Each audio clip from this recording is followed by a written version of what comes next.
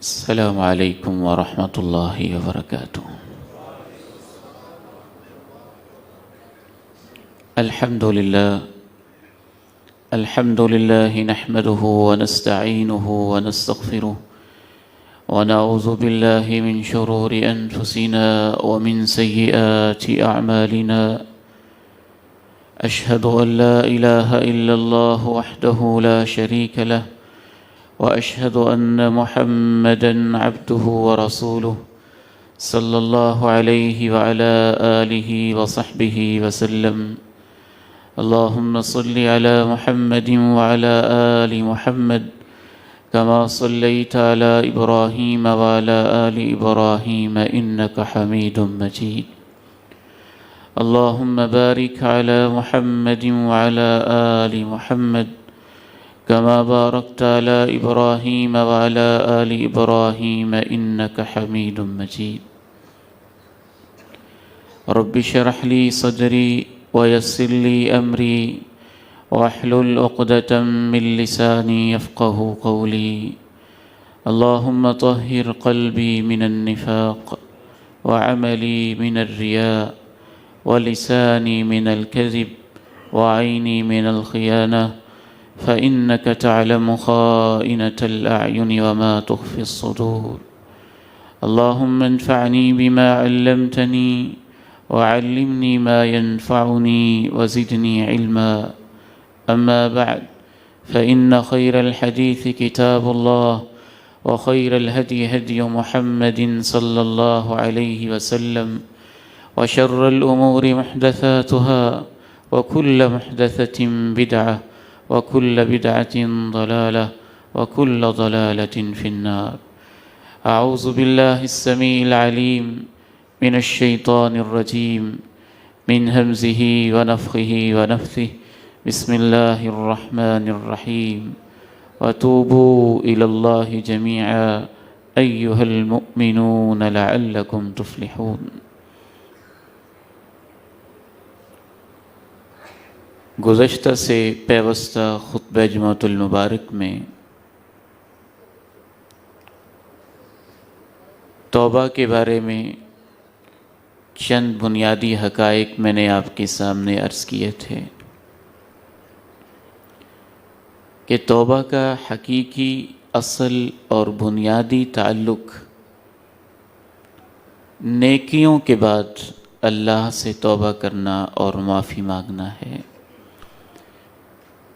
یہ ذہن اور سوچ رکھتے ہوئے کہ اللہ، میں نے نماز پڑھی، سجدہ ویسے نہیں کر سکا جیسے تیری شان کے لائق تھا، اسی وجہ سے نماز کے بعد ہم بیک زبان کہتے ہیں اللہ اکبر استغفر اللہ، اے اللہ تو سب سے بڑا ہے، میں تجھ سے معافی مانگتا ہوں۔ اکثر انبیاء کرام رضوان اللہ علیہم اجمعین اپنی پوری زندگی میں اسی معنی میں اللہ سے توبہ کرتے رہے اور استغفار کرتے رہے کہ اے مولا کریم، تیری شان بڑی عظیم ہے، ہمارا مشن بہت بڑی محنتوں کا تقاضا کرتا ہے، اے اللہ ہم تیرے مشن کو آگے تو پہنچا رہے اور بڑھا رہے ہیں، مبادا ہم سے کوئی کوتاہی ہو گئی ہو، تیری شان کے مطابق ہم تیرا پیغام آگے نہ پہنچا سکے ہوں، ہمیں معاف فرما دے۔ اور اسی لیے رسول اکرم صلی اللہ علیہ وسلم جن سے ایسی کوئی غلطی جو عام انسان کرتے ہیں سرزد ہونے کا ہم سوچ بھی نہیں سکتے، آپ سے بھی کہا گیا اذا جاء نصر اللہ والفتح ورأيت الناس يدخلون في دين الله أفواجا فسبح بحمد ربك واستغفره إنه كان توابا۔ آگے بڑھتے ہیں۔ آج کے خطبہ جمعۃ المبارک میں توبہ کی دوسری اور تیسری قسم آپ کے سامنے اللہ کی توفیق سے واضح کروں گا۔ توبہ کی دوسری قسم یہ ہے کہ اللہ رب العزت نے جو احکام ہمارے اوپر فرض کیے ہیں، اللہ کی عبادت، 5 وقت کی نماز، با جماعت اس کا اہتمام، رمضان کے روزے، زکوٰۃ ادا کرنا، اللہ کی راہ میں انفاق، صدقات و خیرات، اللہ کے گھر کا حج جس کے لیے اللہ رب العزت نے دروازے کھولے ہوں، اس کے پاس مالی اور جسمانی استطاعت موجود ہو اور کوئی شرعی عذر اس کے پاس نہ ہو، جس پر بیت اللہ کا حج فرض ہے، اس کے لیے بیت اللہ کا حج کرنا، والدین کی خدمت کرنا، ماں کی ممتا کی نزاکتوں کا خیال رکھنا، باپ کی پدرانہ شفقتوں کو یاد رکھتے ہوئے عمر بھر اس کی خدمت میں لگے رہنا، رشتہ داروں کے ساتھ اچھا سلوک کرنا، صلہ رحمی کرنا، انسانوں کے ساتھ ہمدردی اور خیر خواہی کرنا، یہ سارے وہ احکام ہیں جو اللہ نے ہمارے اوپر فرض کیے ہیں۔ ہماری ایک بہت بڑی غلط فہمی ہے کہ ان میں سے جب ہم کسی حکم کو چھوڑ دیتے ہیں تو ہم سمجھتے نہیں کہ یہ بھی کوئی گناہ ہے جس سے توبہ کرنی چاہیے۔ توبہ کا لفظ آتے ہی ہمارے ذہنوں میں یہ خیال آتا ہے کہ زنا، چوری، ڈکیتی، فحاشی، بے حیائی، شراب نوشی یہ گناہ ہیں، اگر انسان ان کا ارتکاب کرے تو اس سے توبہ ہوتی ہے۔ توبہ کے تصور کو درست کر لیجئے۔ پہلی قسم میں نے توبہ کی، آپ کے سامنے یہ واضح کی کہ نیکیوں کے بعد توبہ کرنا، اللہ سے یہ درخواست کرتے ہوئے تیری شان کے مطابق میں نیکی کر سکتا ہی نہیں، مجھے معاف فرما دے۔ دوسری قسم جو اللہ نے فرائض انسان کے اوپر عائد کر رکھے ہیں، جو ڈوز ہیں، جو اوامر ہیں، جو اللہ کے احکام ہیں، جو مامورات ہیں، جو اللہ نے کہا ہے حقوق اللہ میں یہ بھی کرو، یہ بھی کرو، یہ بھی کرو، اور حقوق العباد میں جو کہا یہ بھی کرو، یہ بھی کرو، یہ بھی کرو، اگر ان اوامر میں، ان فرائض میں انسان سے کوتاہی ہو جائے تو سلف صالحین ائمہ دین لکھتے ہیں کہ بعض دفعہ اللہ کے کسی فرض شدہ حکم کو چھوڑ دینا بہت بڑی فحاشی کے ارتکاب سے بھی بڑا گناہ ہوتا ہے۔ اسے معمولی نہ سمجھا جائے۔ نماز چھوڑ دینا کوئی معمولی جرم تو نہیں، زنا سے، چوری سے، ڈکیتی سے، قتل سے بڑا جرم ہے نماز چھوڑ دینا۔ یہی وجہ ہے کہ توبہ کے اس تصور سے ناآشنا لوگ، کبھی ان سے آپ کہہ دیں کہ اللہ کے دروازے پہ آئیں، اللہ سے استغفار کریں، اللہ سے توبہ کریں، اللہ سے معافی مانگیں، تو وہ خوش اخلاق، اچھا صالح نوجوان کبھی کبھی یہ جواب دیتا ہے، نہ میں کسی کو دھوکہ دیتا ہوں، نہ میں نے کسی کا حق کھایا ہے، نہ میں نے کوئی قتل کیا ہے، نہ میں نے کوئی فراڈ کیا ہے، میں کس چیز سے توبہ کروں؟ وہ یہ سمجھتا ہی نہیں کہ نماز چھوڑنا قتل سے بڑا جرم ہے۔ تم نے اللہ کے حق پہ ڈاکہ ڈالا ہے، اللہ کا حق تھا اسے سجدہ کیا جائے، تم نے اس سے انکار کیا ہے۔ ایک بندے کے حق کو چھین لینا تو آج کے ہیومنزم کے دور میں جرم سمجھا جاتا ہے، اور اللہ کے حق کو چھین لینا کہ سجدہ اسے کرنا تھا اور کیا ہی نہیں، قرآن مجید کے تصور کے مطابق یہ کائنات کا بدترین جرم ہے۔ نبی مکرم رسول معظم صلی اللہ علیہ وسلم اعلان کر دیتے ہیں بین الاقوامی جنگ کے لیے تبوک سے لڑائی، تبوک کے میدان میں درپیش ہے، وقت کی سپر پاور رومیوں کے ساتھ مقابلہ ہے، اعلان عام ہو جاتا ہے، نفیر عام ہو جاتا ہے، کوئی پیچھے نہ رہے، سب جہاد کے لیے تیار ہو جائیں۔ مدینہ میں معذور لوگوں کے سوا، منافقوں کے سوا اور چند مریضوں کے سوا کوئی پیچھے نہیں بچتا ہے۔ جناب کعب بن مالک رضی اللہ تعالی عنہ و ارضا سوچتے ہیں کوئی نہیں، چلا ہی جاؤں گا نا، میرا گھوڑا بڑا تیز ہے، میں پیچھے سے بھی اگر دوڑ لگا کے پہنچوں گا، قافلے کو جا کے مل لوں گا۔ بس کوتاہی ہوئی، سستی کرتے کرتے غزوہ تبوک سے پیچھے رہ جاتے ہیں۔ اللہ کے پیغمبر علیہ السلام واپس تشریف لاتے ہیں، منافق آ کے ایک ایک کر کے بہانے بناتے جاتے ہیں۔ کوئی کہتا ہے میرا یہ مسئلہ، کوئی کہتا ہے میرا یہ مسئلہ، کوئی کہتا ہے میرا یہ مسئلہ، جھوٹ بولتے جاتے ہیں، سمجھتے ہیں کہ ہم بچ گئے ہیں، بھول ہی جاتے ہیں اللہ دلوں کے حال کو جانتا ہے۔ جناب کعب ابن مالک سچے مومن تھے، کہنے لگے اللہ کے نبی، اے اللہ کے پیارے نبی صلی اللہ علیہ وسلم، میں بھی باتیں تو بڑی بنا سکتا ہوں، لیکن سچ یہ ہے عذر کوئی نہیں تھا، بس کوتاہی ہو گئی ہے، کوئی جرم نہیں کیا ہمارے فہم کے مطابق، نہ زنا کا ارتکاب، نہ فحاشی کا ارتکاب، نہ چوری، نہ ڈکیتی۔ آرڈر تھا کہ نکلنا ہے، رب کی راہوں میں کوتاہی ہو گئی، سستی ہو گئی، پیچھے رہ گئے۔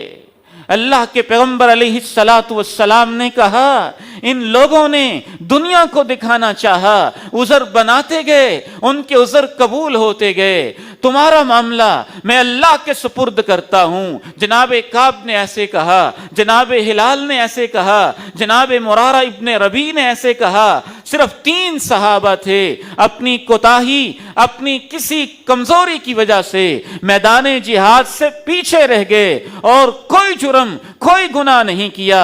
اللہ کے پیغمبر علیہ الصلاۃ والسلام ناراضی کا اظہار کر دیتے ہیں، ان سے بائیکاٹ ہو جاتا ہے۔ بائیکاٹ کے عالم میں بڑھتے بڑھتے معاملہ یہاں تک پہنچ جاتا ہے، غسان کے بادشاہ کو خبر ملتی ہے، خط لکھتا ہے، کعب سنا ہے تمہارا پیغمبر تجھ سے ناراض ہے، تم کوئی کمزور انسان تھوڑے ہو، مجھ سے رابطہ کرو، تمہیں پروٹوکول بھی دیتا ہوں، تمہیں عزت بھی دیتا ہوں۔ جناب کعب اس کا رکا، اس کا مکتوب، اس کا یہ خط دیکھتے ہیں، تندور میں پھینک دیتے ہیں، آگ لگا دیتے ہیں۔ اللہ کے پیغمبر کی طرف ہمت کر کے دیکھتے ہیں تو آپ دیکھ بھی رہے ہوتے تو جناب کعب جب ادھر منہ کرتے آنکھیں 2-4 ہوتی، امام کائنات چہرہ انور کو، رخ انور کو پھیر لیتے۔ ہمیں کیا اندازہ جناب کعب کے دل پہ اس وقت کیا بیتتی ہوگی جب اللہ کے پیغمبر آپ کی طرف آنکھوں میں آنکھیں ڈال کے دیکھنا بھی پسند نہیں کرتے ہوں گے۔ جناب کعب کہتے ہیں میرے دونوں ساتھی تو اپنے گھر کے ہو کے رہ گئے، روتے ہی رہتے، آنسو بہاتے رہتے، حتیٰ کہ آرڈر آ گیا کعب کو کہہ دو اپنے گھر میں جا سکتے ہو، لیکن اپنی بیوی سے، اپنی بیوی کو بھی چھوڑ دو۔ جناب کعب وضاحت پوچھتے ہیں طلاق دینی ہے، بات چیت چھوڑنی ہے؟ حکم ملتا ہے نہیں، بس بات چیت چھوڑنی ہے، وہ بھی تم سے بات نہیں کر سکتی۔ پورا معاشرہ، مدینہ منورہ کی پوری آبادی، سارے کے سارے صحابہ، حتیٰ کہ ان کی اہلیہ کا بھی ان سے بائیکاٹ ہو جاتا ہے۔ قرآن نے نقشہ کھینچا حتیٰ اذا ضاقت علیہم الارض بما رحبت، زمین تو بڑی وسیع تھی لیکن ان 3 صحابہ کے لیے زمین تنگ ہو گئی تھی، زندگی اجیرن ہو گئی۔ 40 دن گزرے، پھر 50 دن گزرے۔ جب 50 دن گزرنے لگے، ایک روز اللہ کے پیارے نبی علیہ الصلاۃ والسلام نماز فجر پڑھ کے فارغ ہوئے، امام کائنات پہ اللہ رب العزت نے یہ آیت مبارکہ اتاری۔ توبہ کیا ہوتی ہے؟ وَعَلَى الثَّلَاثَةِ الَّذِينَ خُلِّفُوا، پہلے کہا لَقَدْ تَابَ اللَّهُ عَلَى النَّبِيِّ، اے میرے پیارے نبی علیہ السلام آپ پر اللہ کی خاص مہربانی، مہاجرین و انصار پہ مہربانی۔ پھر کہا وَعَلَى الثَّلَاثَةِ الَّذِينَ خُلِّفُوا، جو 3 صحابہ پیچھے رہ گئے تھے، میں رب کائنات کہتا ہوں کہ آج میں نے ان کی توبہ قبول کر لی ہے۔ اللہ کے فرض کو چھوڑ دینا، ماں کی خدمت کو چھوڑ دینا، باپ کی محبت سے بیگانہ ہو جانا، بہنوں کو چھوڑ دینا، رشتہ داروں کو چھوڑ دینا، نماز کو چھوڑ دینا، فرض روزے کو چھوڑ دینا، زکوٰۃ نہ دینا۔ اللہ نے حج فرض کیا ہے، استطاعت موجود ہے نہ کرنا، یہ سب بڑے بڑے گناہ ہیں۔ فرائض کو چھوڑنا کبیرہ گناہوں میں سے ہے۔ جو بنیادی اسلام کے فرائض ہیں ان کو ترک کر دینا، جیسا کہ میں نے عرض کیا ہے بعض دفعہ کبیرہ گناہوں سے بھی یہ اگلے درجے کا گناہ ہو جاتا ہے۔ اللہ نے فرض عائد کیا ہے، ہم اپنے بیوی بچوں کے ذمہ دار ہیں۔ میرا بیٹا میرے گھر میں رہ کر نماز نہیں پڑھتا، میرا فرض ہے میں اس کو سمجھاؤں۔ میری بیٹی پردہ نہیں کرتی، میرا فرض ہے میں اس کو سمجھاؤں۔ میرے گھر والی پردہ نہیں کرتی، بے حیا بے باکانہ انداز میں گلیوں چوکوں چراہوں میں پھرتی ہے، میرا فرض ہے میں اس کو سمجھاؤں۔ امر بالمعروف نہی عن المنکر، بعض دفعہ ان فرائض کو چھوڑنے پہ اللہ اس قدر ناراض ہو جاتے ہیں کہ انسان کی دعائیں قبول ہونا بھی بند ہو جاتی ہیں۔ ہم سمجھتے ہیں یہ تو گناہ ہی کوئی نہیں۔ تو توبہ کی دوسری قسم ہے جو انسان سے فرائض رہ جائیں، اس میں کوئی کمی رہ جائے، اس میں کوئی کوتاہی رہ جائے، تو یہ ایک عظیم ترین جرم ہوتا ہے، عظیم ترین گناہ ہوتا ہے۔ آپ کا کیا خیال ہے؟ آپ نے دکان پہ ملازم رکھا، آپ نے اس کے ساتھ ایگریمنٹ کیا، میں آپ کو ماہانہ اتنی سیلری دوں گا، یہ آپ کا پیکج ہوگا۔ کیا آپ اتنی سینس نہیں رکھتے؟ اس ملازم کی کرپشن کیا یہی ہے؟ اس کا جرم صرف یہی ہے کہ وہ آپ کے گلے میں سے چوری کر لے، اکاؤنٹ میں سے چوری کر لے، چیک بک کو چرا لے، یا آپ کی دکان سے کپڑے کا کوئی تھان ادھر ادھر کر لے؟ یہ تو ٹھیک اپنی جگہ پہ جرم ہے۔ اگر وہ اپنی ڈیوٹی پہ آتا ہی نہیں، آدھا دن غائب، دو دن غائب، چار دن غائب، تو آپ یہاں تو سمجھ جاتے ہیں کہ ملازم کی بے ایمانی یہی نہیں ہوتی کہ وہ چوری کر رہا ہو، وہ کرپشن کر رہا ہو۔ اس کی بے ایمانی میں سر فہرست چیز یہ ہوتی ہے جو اس کی ذمہ داری ہے وہ پوری ہی نہیں کر رہا۔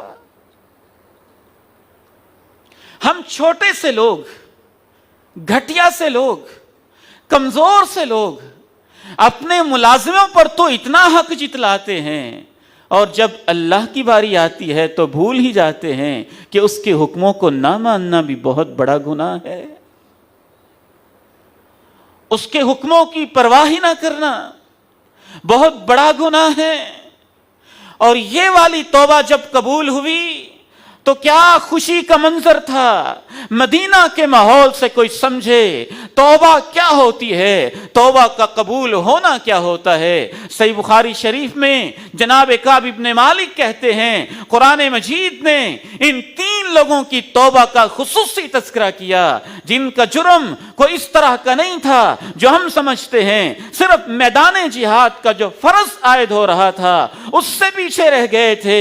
اللہ نے جب توبہ قبول کی، قرآن میں تذکرہ کیا، صحابہ کرام کو جب پتا چلا ہمارے 3 ساتھیوں کی توبہ قبول ہو گئی، دوڑیں لگ گئیں۔ جناب کعب ابن مالک نے منظر کھینچا، کوئی میرا دوست دوڑ کے کہنے لگا سب سے پہلے میں خوشخبری دوں گا، دوسرے نے گھوڑا نکالا، زین کسی، اس پہ بیٹھا کہ دوڑ کے جا کے اپنے دوست کو میں بتاتا ہوں آج تمہاری توبہ قبول ہو گئی۔ دونوں کا مقابلہ لگ گیا۔ وہ میرا دوست جو دوڑ رہا تھا اس نے کہا کہیں میں لیٹ نہ ہو جاؤں، پہاڑ کی چوٹی پہ چڑھ گیا، پہاڑ کی چوٹی پہ چڑھ کے کہتا ہے کعب تجھے مبارک ہو جو فریضہ جہاد سے تھوڑی کمی کرنے کی وجہ سے اللہ ناراض ہوا تھا، آج اللہ نے وحی بھیج کے تیری توبہ قبول کر لی ہے۔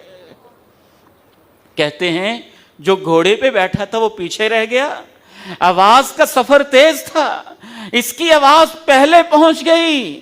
صرف یہی نہیں، جناب کا پوری زندگی اس کی یہ نیکی یاد رکھتے تھے، آواز پہنچانے کے بعد پھر آگے پہنچ گئے۔ جب جناب کعب ابن مالک کو یہ مبارکباد ملتی ہے، جناب کعب کہتے ہیں میں کنگال ہو چکا تھا، میرے جسم کے اوپر 2 ہی کپڑے موجود تھے، مجھے اتنی خوشی ہوئی میں نے کسی سے ادھار کپڑے لیے، یہ مجھے اپنے کپڑے ادھار دے دو، وہ میں نے پہنے اور میں نے اپنے کپڑے اتار کے جو توبہ کی مبارکباد دینے آیا تھا اسے تحفہ میں دے دی۔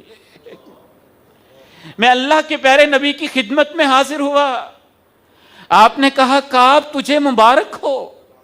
توبہ کیا ہوتی ہے؟ اس کی قبولیت کیا ہوتی ہے؟ کہا کعب تجھے مبارک ہو، جب سے تجھے تیری ماں نے جنم دیا ہے آج سے بہتر تیری زندگی میں کوئی دن نہیں آیا۔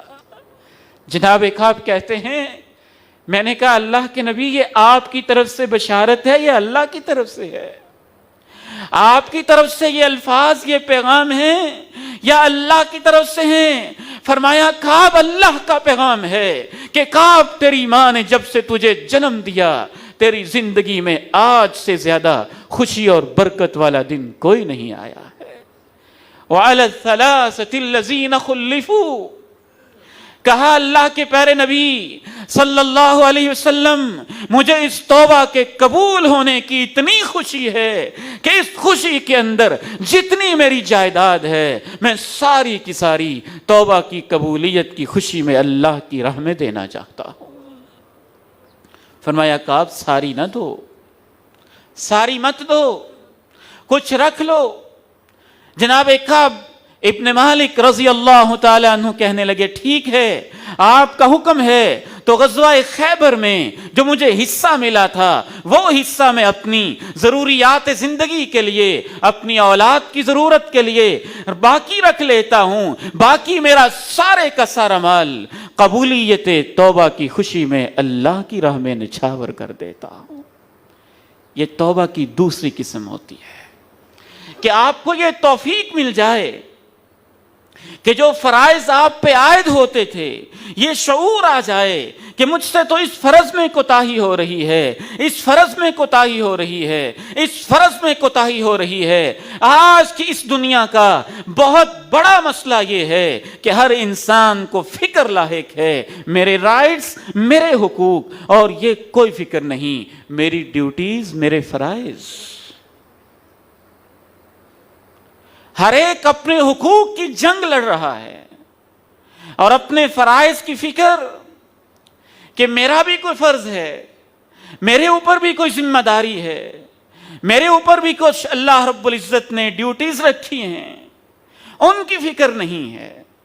توبہ کی ایک تیسری قسم جو میرے اور آپ جیسے گناہگار لوگوں سے جس کا ہمارے ساتھ خصوصی تعلق ہے، وہ تیسری وہ والی قسم جو ہم گناہ کر جاتے ہیں، اللہ کی نافرمانی کر جاتے ہیں۔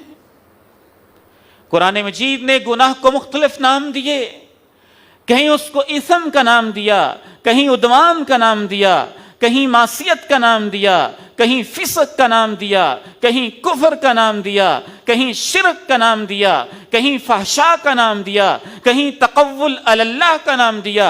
امام ابن قیم الجوزیہ رحمہ اللہ تعالی گناہوں کی قسمیں بیان کرتے ہوئے قرآنی الفاظ کی روشنی میں ان قسموں کی وضاحت کرتے ہوئے کہتے ہیں بدترین گناہ کفر کا گناہ ہوتا ہے، شرک کا گناہ ہوتا ہے، پھر منافقت کا گناہ ہوتا ہے، پھر شرک کے اندر بھی شرک اکبر بھی ہوتا ہے، شرک اصغر بھی ہوتا ہے، کفر اکبر بھی ہوتا ہے، کفر اصغر بھی ہوتا ہے، منافقت بھی، نفاق اصغر بھی ہوتا ہے، نفاق اکبر بھی ہوتا ہے، اس کے بعد بدعت کا گناہ آتا ہے، پھر اس کے بعد کبیرہ گناہ آتے ہیں جن میں قتل ہے، زنا ہے، چوری ہے، بہتان ہے، بے حیائی ہے، شراب نوشی ہے، سود خوری ہے، جادو ہے، ٹونا ہے، اس طرح کے کبیرہ بڑے بڑے گناہ۔ پھر اس کے بعد اللہ رب العزت نے جو قرآنی ترتیب بتائی ہے، اللہ کی نافرمانی صغائر میں، چھوٹے چھوٹے گناہوں میں مزید امام فرماتے ہیں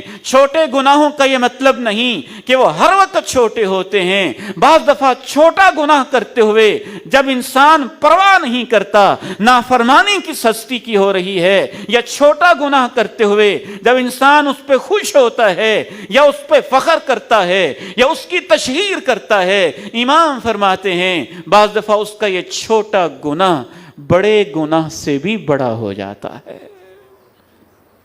فی نفسہ ہی وہ چھوٹا ہوتا ہے، لیکن اس کی لاؤبالی پن اور یہ کہ کس ہستی کی نافرمانی ہو رہی ہے اس کی پرواہ نہ کرنا، یہ اس کو بڑے گناہ سے بھی بڑا بنا دیتا ہے۔